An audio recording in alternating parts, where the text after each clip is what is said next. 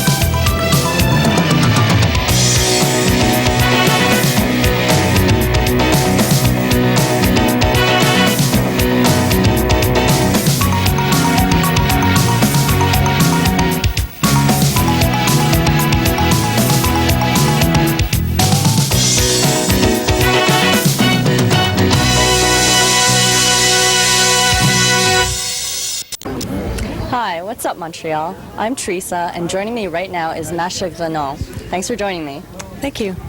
Our viewers probably know you best as the Farmer Pre-Woman. That's right. Yeah. That's right. Okay, but besides that, you're an actress, and can you let our viewers know what you do?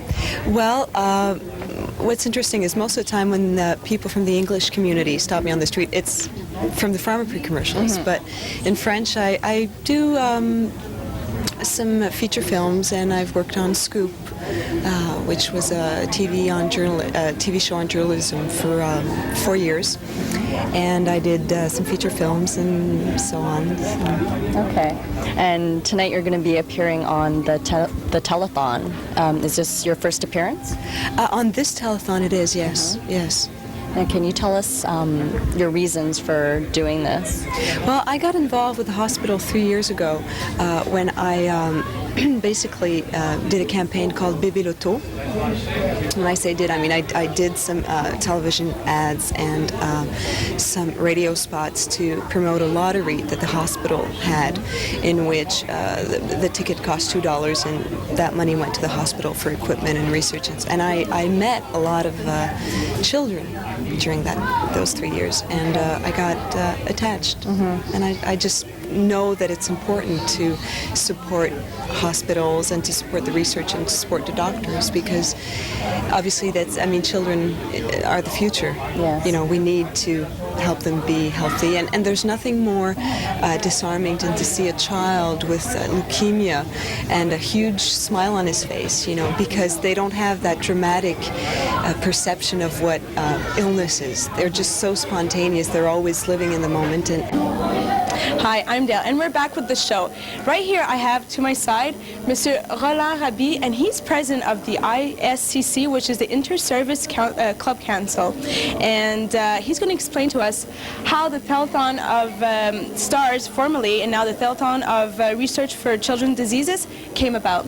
Hi. Well, we go back to 1963 when we start working together, all the clubs, and after that, we decided to sell the passport according to Mr. Drapeau, which has the clubs to sell passport. With the profit, we sent over 100,000 kids to the Expo 67. And after that, we vegetated for quite a few years. And in 1976, when the Olympic came to Montreal, Mr. Drapeau approached us, 2 years before, and we did a big ball, which made a profit of over $100,000, and we sent a lot of kids to the Olympic, to see the Olympic. And we decided after that since we had a big force, strong, all together between the council, so let's do something for the kids, something worthwhile. And we got together and we started thinking, and one guy came out and said, let's do a telethon. And Jean Pouliot at CFCF at the time, decided to do something for the community, and he approached us in the same time. So two of mine got together, and the Telethon Stars was born. And this is the 19th this year, and next year we're going to celebrate the 20, and I think we're looking forward to have something really marvelous next year. It's already in productions. Well, we know last year you picked up $3 million, and this year you're aiming for $3 million. Well, So we wish we could get more, but this is a hard year this year. I mean, between the corporations, I mean, we dropped about 10% in all their donation. We asked a few more people, and a few more people compensated for the one loss. And today, I mean, the storm, I mean, there's something wonderful for us because, I mean, people stay at home and we had more call than last year. So we should make the same thing. yes. Well, I was wondering, how much money did the foundation collect throughout the years, throughout the 18 years, I guess? In the 18 years, we gave to the 3 centers, Montreal Children's and also St. Justin and also the Children in Quebec, for the research into children disease over $26 million. $26 million. And what did they do with that $26 million? Well, they did a lot of things, beautiful research. And well, let's take one by example. I mean, when we started about 18 years ago, the research, I mean, in the leukemia, cancer leukemia, we used to lose approximately 80% of the kids. And now we've reversed it, and now we're saving 80% of the kids. And this is only one. I can talk about it, and we can always talk about different other things like a transplant, heart transplant. I was there when they did something to a kid about 7-8 years ago, and the person is alive, and now she's a beautiful woman, and she's have a permanent life, and wish they had the transplant, which didn't happen without the research. Well, with all that and your help, how do you feel about giving a second chance to those children? Don't make me talk about that. Sorry. Too much.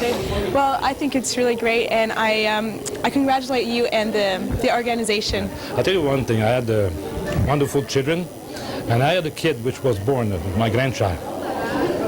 He had open heart operation at 3 weeks. Now he's wonderful. Research is good. Research is good. Well, thank you very much, Mr. Rabi. Thank you. We're sorry. No, that's okay. Thank you very much for the interview. I'm tired also. Well, back to you. Thank you. Thank you. Well, to most of our viewers, Rob Falls over here would need no introduction, but anyways, I just introduced you. That's very kind of you. Okay. Well, thanks for joining me. It's a pleasure. You're here as the host of, or one of the hosts for the Telethon for Research into Children's Diseases. How long have you been involved in doing this? They first asked me in 1985, so this is Telethon number 11 for me. In fact, Suzanne and I were comparing notes on this when we first jumped aboard, and then we've both been hanging around for 11 years. It's something that we just do without even thought. They say, will ya? We say, yes, when do you need us? And how'd you get involved in the first place? Well, I was at CFCF Radio and TV, and one of the producers said, would you mind coming up and working by the phone answering area? You take some checks, you just promote the phones, and say, please contribute as much as you can. And it's so much fun, and the energy level is so high, and you realize what a cause it is, and what a good cause it is. It's kind of a, I know, it's almost an adrenaline rush to be part of it. So, in a sense, this event is something personal to you. It is. Working with the children, everything. It really is. I have adored children. I've always adored children, and to see them in situations where they really have no control over it, it just tears your heart out. But to see the work that the institutes do to raise the money with the funds that are raised through the telethon, and you see that hope, and you see the progress, and that there is a solution out there with the proper funding and the contributions, that it really makes it worthwhile. And now I'm a father. I have a 2.5-year-old.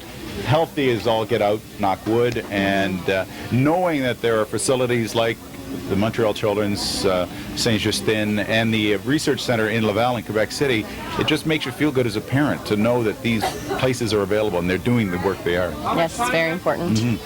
Throughout the telethon, you've spoken and will be speaking to performers, community leaders, people like that, but you also get to meet the children and the families. Now, can you tell us a bit about that? Yeah, and that's the great part, because we tell some of the stories, and you get an opportunity to see the stories and how troubled some of these cases were, and then they come on the telethon and you have an actual success story there, and you see how much it's touched the family.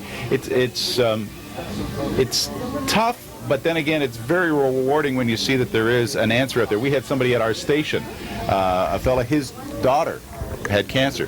Through the work here at the Children's Hospital, she is now terrific shape, and wonderful. it is it's those success stories that you really revel in. It's great. Okay, great. Well, thanks a lot for taking the time to join us. We won't keep you any longer because we know you're a very busy man here. It's my pleasure. Thank you very Okay. much, and I appreciate you coming down. What's Up Montreal will be back after these messages. We now return you to What's Up Montreal. Hi, we're back again at the Claude Robillard Center, and I have with me Mr. Ricky Held, who takes care of the food service right over here. Yep. And I have to my other side Mr. William Murphy, who's a volunteer, and he's also honorary governor of the Rotary Club. Thank right? you, dear.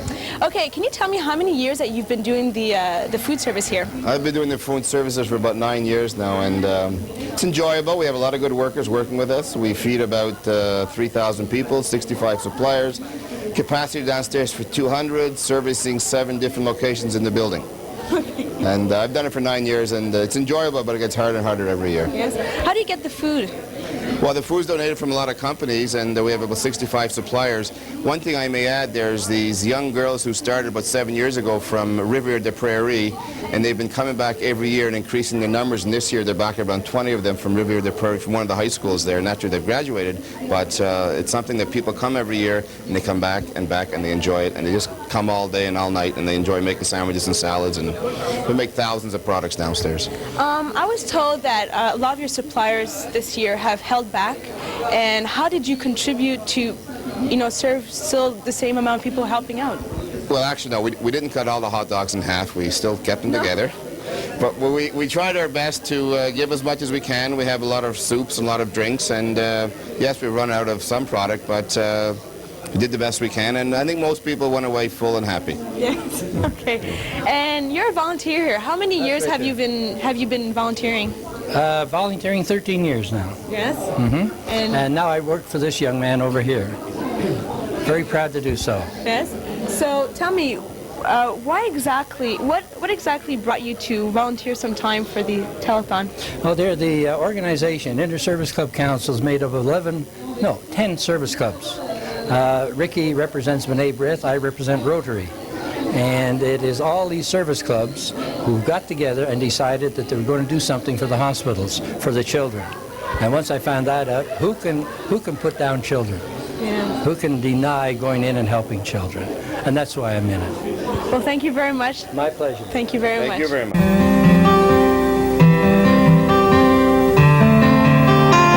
Hi, right now joining me is Suzanne Deshotel. Thank you for joining me. It's my pleasure, Teresa. Can you just tell us how long you've been working on the telethon here? I think my first telethon was in 1985. Wow. So it's been, this would be number 11 then. Yeah, so how did you come about to hosting the show? Well, we're working at CFCF, CFCF 12. I was in radio and then in television at the time, and actually I just started in television, and they said, okay, this is what we do every year, and you're going to do it. I said, fine. And what makes you come back year after year? Oh, it's really developed into a labor of love. You start off very green, not knowing much about the hospitals or the research centers. I've been very well educated over the last 11 years regarding what these hospitals do, what they need, the doctors that are involved, the children, and you spend any amount of time in these hospitals and you meet these children, and you'll say, I'll go out there, I'll find you some money because you need it. Yes, and you also have 3 children of your own, is that right? Yes, I do. So 3 little ones. yeah, so just like personally, you understand the importance of such If work my for children, the telethon. God forbid, if my children need I have 2 that have had to spend time in here, and if it wasn't for some research done at some point in time, they would have had dire consequences. To think that, as I say, God forbid, that my children might need the hospitals for any reason, I want them to be the best, which means I want the facilities to be top-notch. I want the doctors available. I want to know that our hospitals can service my children in any way they might ever need. And every parent feels the same. Yes. So throughout the years you've been working on the telethon for 11 years, you've probably seen some advancements in the research and things that the hospital has done for the children.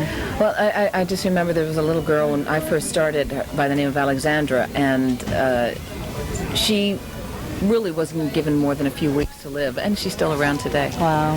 And there has been tremendous strides in leukemia, I think, of cancer, in premature survival rates, and not only in the survival rates of premature babies, but also in developing a quality of life, because when you're born too early, things aren't finished being worked out in your body. They're not finished growing, and so they're really working on trying to work in that area to make sure that every child that passes through here ends up walking out not just a body functioning, but will have a happy and healthy life. Yes. And just on a different note, the telethon, it used to be done at Claude Robillard with Quatre Saisons, and there used to be live shows. Now it's different now. You're having movies and everything. We're kind of trying. We're splitting it. Quatre Saisons still has the galas, although they run movies overnight as well. They do the gala portion, but we're finding that by doing it this way, people are understanding a little bit more about what it is that the telethon is for, and it's cut down on costs, and that puts more money into the research foundations, and that's what it's all about. Yeah, very important. Okay, thank you for joining me, Suzanne. My pleasure, Teresa. I've been speaking to Suzanne Deshotel here at the Children's Hospital, and she is one of the co-hosts of the Telethon for Research into Children's Diseases. Hi, I'm back, and what a day we've been having. Actually, for the past 2 days here at the Telethon, we've had artists and just a lot of people, but something people don't realize is that security is very important. And I have with me Mr. Jack Landerman, who is head of security here, and on the side, he's a life governor of the Lions Club, right? Of the Telethon Stars. Oh, the Telethon Stars. I'm sorry. So tell me. Member of the Lions Club. Yes. So tell me, how long have you been with the Telethon? 12 years. 12 years? Yeah, I'm a life governor. I'm also an executive of the Telethon Stars, and I belong to a lion from St. Lambert. Yes. And how did you get involved with the Telethon? Well, mainly because I got a handicapped child in a wheelchair, and he's been treated at the Children's Hospital, and I figure I can give something back to people who helped so much for my child. Yes? Yes. So how is security taken care here? How does it work, the security All system? done by volunteers. We get volunteers to come here work different shifts on a weekend, and it's strictly a volunteer system. And we just look around crowd control and watch people come in, that's all, and people go different places, that's all there is to it. What's Up Montreal? We'll be back after these messages. We now return you to What's Up Montreal. Hi, I'm back, and I'm with pop French singer Linda Lemay, and she just performed just shortly Semblant de Rien. And I'm going to do this interview in French, so for the French students there. Bonjour. Bonjour. Moi, je voulais savoir, comment est-ce que vous avez été impliqué avec le Téléthon? Ça fait plusieurs années que je fais ce Téléthon-là, puis on dirait que d'année en année, je suis encore plus consciente de l'importance que ça a, ce Téléthon-là, peut-être parce que j'approche la trentaine et que mon désir d'avoir des enfants est de plus en plus grand, et que juste d'imaginer le désarroi puis l'impuissance qu'on peut ressentir quand on a un enfant qui est malade, notre désir de l'aider, à quel point c'est grand, tout ça, là, je me dis, mon Dieu, un Téléthon, c'est tellement important de pouvoir ramasser des fonds, faire de la recherche pour ces enfants-là qui sont malades. Et on dirait que je le réalise de plus en plus. Je le savais il y a quelques années, depuis que je fais ce Téléthon-là, mais c'est de plus en plus fort chez moi, ce désir de les aider. Oui. C'est en quelle année que vous avez commencé? J'ai commencé en 89 à chanter plus professionnellement. J'ai remporté le Festival des Grandes Baies en 89. Après ça, j'ai sorti un premier album 1 an après le Festival des Grandes Baies. Puis c'est seulement 4 ans plus tard que j'ai sorti un deuxième album, et c'est avec celui-là que les gens m'ont plus connu. Là. On est rendu à près de 100 000 copies vendues. Oui, mais c'est en quelle année que vous avez commencé à chanter pour le Téléthon? Ah, pour le Téléthon, mon Dieu, je sais pas. Ça fait tellement de Télétons que je fais ça fait certainement depuis presque 90, parce que dès le départ, ce sont les premiers événements qu'on fait quand on commence dans ce métier-là. On participe au Téléthon, puis on rencontre les gens. Donc, d'après moi, c'est depuis 1990. Quelle a été votre réaction quand on vous a appelé, on dit, est-ce que vous voudriez venir faire le Téléthon pour nous? À chaque fois qu'on m'appelle pour faire un Téléthon, surtout pour une cause comme celle-là, on remarque que toutes les causes sont bonnes et toutes les causes me touchent, parce que veut pas, on peut pas être indifférent aux problèmes que vivent les gens, même si c'est pas les enfants malades, que ce soit les plus grands qui sont malades, c'est aussi déchirant, sauf que quand on m'appelle pour le Téléthon des enfants malades, c'est c'est sûr que je dis oui, si je peux faire quelque chose, c'est juste une petite part. Puis en même temps, moi, je me dis, c'est tellement peu de faire ça pour moi parce que c'est un plaisir que j'ai de venir chanter pour eux et de sentir que j'aide en plus d'avoir le plaisir de chanter. C'est évident que je vais venir faire mon tour et bon, faire ma part là-dedans. Du côté professionnel de la musique, à quoi est-ce que vos fans pourraient s'attendre de vous dans le futur? Dans le futur, je veux dire, ce que je fais présentement en chanson, c'est ce que je suis. C'est ce que j'ai toujours voulu faire. Des fois, il y a des gens qui essayaient de m'enligner vers d'autres directions qui me ressemblaient un petit peu moins. Mais je suis revenue à la base et je fais mon spectacle de guitare, une voix. Je mise beaucoup sur mes textes qui sont en français. Je suis désolée, je parle pas en anglais. Alors, je raconte plein d'affaires dans mes histoires, dans mes chansons. Et ça va ressembler à ça, je pense, pour le restant de mes jours. Sûrement que ça va évoluer un petit peu, mais en gros, c'est ça que j'aime faire. Oui. Avez-vous un prochain album qui va sortir bientôt? Le prochain album ne pourra pas sortir bien avant début 97 parce qu'on a encore de la tournée jusqu'à milieu 96, certains, si c'est pas plus. Alors, ça veut dire des spectacles, bien de la route, bien tout ça. Et il y a aussi la France qui s'en vient, là, parce qu'on traverse en France ce printemps, on s'en va faire des shows là-bas. Fait que ça va prendre beaucoup de temps, beaucoup de voyagement aussi. Donc, à partir de l'automne prochain, on devrait pouvoir rentrer en studio puis faire le prochain album. Ah, ben, bonne chance, vraiment. Là. Merci beaucoup. Merci beaucoup. Merci. Hi, I'm back, and I have with me Alain Choquette, who is a magician. So, Alain, how did you get involved with the Telethon? Well, they've been asking me for many years because I think there's not too many magicians in Quebec, so they like to see something different. And so most of the time I'm here, and it's a good cause, and it's a good chance to help the young kids. Yes. How many years did you say? Well, I've been doing magic on television for the last 10 years, so I've done maybe, I don't know, 30, 40 telethons. Yes? Yeah. How did you react when they called you and said, would you please do it for the children? Well, it's the kind of thing that you cannot say no. It's impossible to say no because you know where it's going to go, and it's like I think it should come with our job. You know, it's if you're an actor or a singer or whatever, and they ask you to donate sometimes for a cause like this one, you should say yes all the time, and that's how I feel. Yeah. I was told that you once replaced David Copperfield for one of his shows. Is that true? Well, actually, we've been performing on the same theaters. I did 4 months in Atlantic City at Caesar's Palace. I worked in Vegas. I did a tour of the United States about 2 months long. And then now we're getting ready to do the Forum for the holidays. We'll be going to be there doing 15 shows in the holidays at the Montreal Forum. So, and David and I, we exchanged some tricks. Yeah? Sometimes. The professional things? Not girlfriends, but tricks. Yeah. Okay, well, tell me, how did you get started in magic? It's my father who taught me my first tricks when I was about 10 years old. And then I developed a show that I presented in school and hospitals. And then I performed some shows for corporate magic, for corporate companies. Oh, yeah. And then the TV came up. And since then I've been doing this full time for the last 10 years. Yeah? Yeah. So how do you do the disappearing act there? Want to see it? Hi, we're back. And joining me right now is Sandra Jensen, one of the hosts at the Telethon for Research into Children's Diseases. Thanks for joining me. Well, it's nice to be here. Can you tell me how long you've been involved in this? Well, I've been working at the station at CFCF for only a couple of months now, but I've been in broadcasting for about 9 years now, formerly in Calgary, and so I'm sort of new to the game here, but I have done telethon work before, and I certainly enjoy it. And this is your first year for the Montreal Telethon? That's right, the first year. I see. And how exactly did you become involved in that?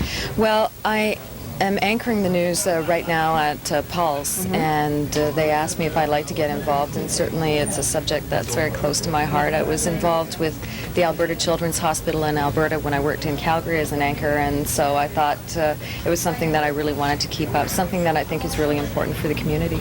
I see. And have you gotten to speak with any of the children, the families yet? Not so far. When I worked at the Telethon in Calgary, I certainly had that. It's a rapport you build up over the years, but I certainly think that now that I'm working at the station, and now that I'm involved, that it's something that definitely is going to continue. Yes, because just from what I've seen so far, that seems to be one of the more special things that are going on, the actual interaction with the children. Absolutely. It's really important, and it's really rewarding when you're going out and you're doing this work and you're volunteering and you're helping out, to see the children that it helps and to meet the families and the impact that having a sick child has on a family. I mean, it's an absolutely terrifying thing to go through, and it makes it so easy to help out when you see the families and you see what they go through, and it really does. It feels like a very worthwhile thing when you understand that for the families, the research is so important. When you have a sick child, it's so hard to. I mean, it's hard for children. They don't understand why they're sick. They just feel